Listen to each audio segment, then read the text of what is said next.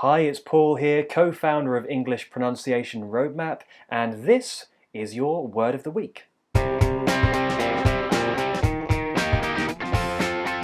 Alright, this week's suggestion came from Merv, and she studies ELT and phonetics and was wondering about the differences between the OR and the O vowels, like in prawn and aubergines, and the O in macaroni, and OR in walnut, and the OR in courgettes, all that stuff. So, let's see what we can do. Now, as I do these every week, there is always the chance that your tricky word can be used, so make sure to leave a comment below if there's a word that you're struggling with, and I'll see if I can help you. Right, let's get on with the OR and O difference. So, for example, if you are confusing these vowel sounds, then if you're trying to say something like, I taught a lawyer, you might accidentally be saying something very similar to, I total lawyer, I total lawyer. Or if you're trying to say coat, this coat is too big, you might be accidentally saying this court is too big, or even this court is too big. Those are exactly the same. You know, and even if you can be understood because of the context, you still might get that annoying question a lot. Oh, where are you from? So let's have a go at this. So we're looking at these phonetic spellings for these words, but I'm going to refer to them as goat and thought, as many people do. The only significance of these words is that goat features the O vowel and thought features the OR vowel, so they're commonly referred to like that. And this video, as always, will be for standard Southern British English. So let's have a look. For the goat vowel, your lips should begin relaxed, okay? They don't begin rounded. A lot of people make that mistake. So not go, goat, but just go, goat, oat. And then they round at the end. O.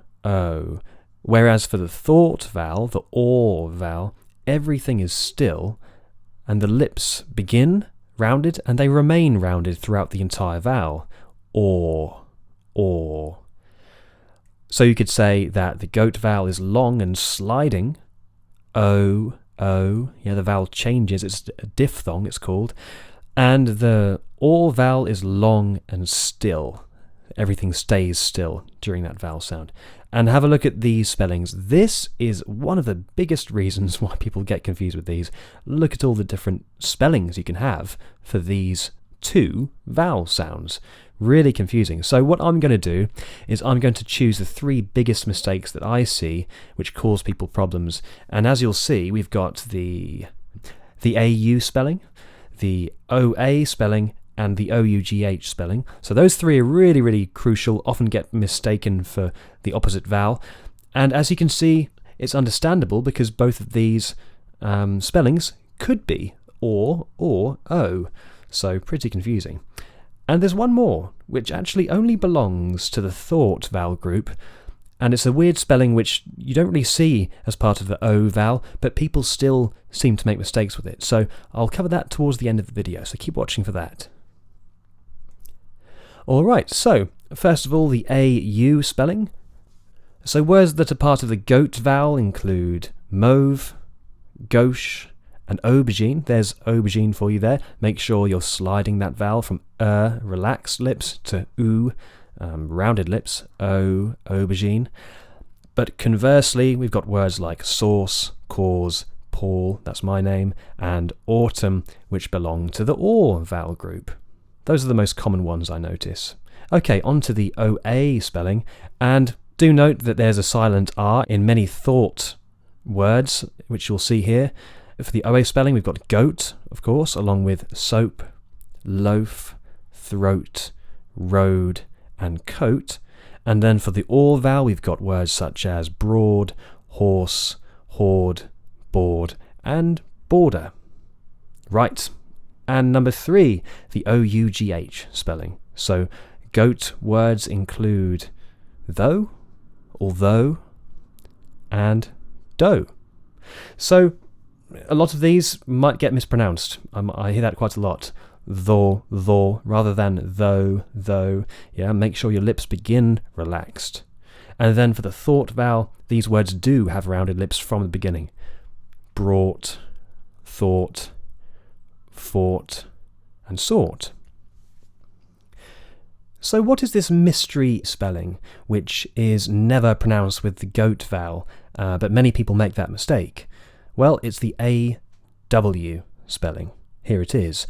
And I'll give you a few words for that in a second, but just bear in mind that it never should be the goat vowel. As far as I know, in fact, I can't think of any words that are spelled AW and are the goat vowel. But if you know any, leave a comment, but as far as I know, in all my years of coaching, I haven't come across one. So I'll give you those words in just a second. But before I do, just one quick thing to note. Something you might be concluding from all this is, I can't trust English spellings, right? And I think you'd be right to think that. I mean, just look at these, for example. We could try and make spellings groups, for the OA, the OUGH, and the AW. And the AU, I mean. But that would look like this. And every single colour denotes a different vowel sound. And as you can see, there's no consistency.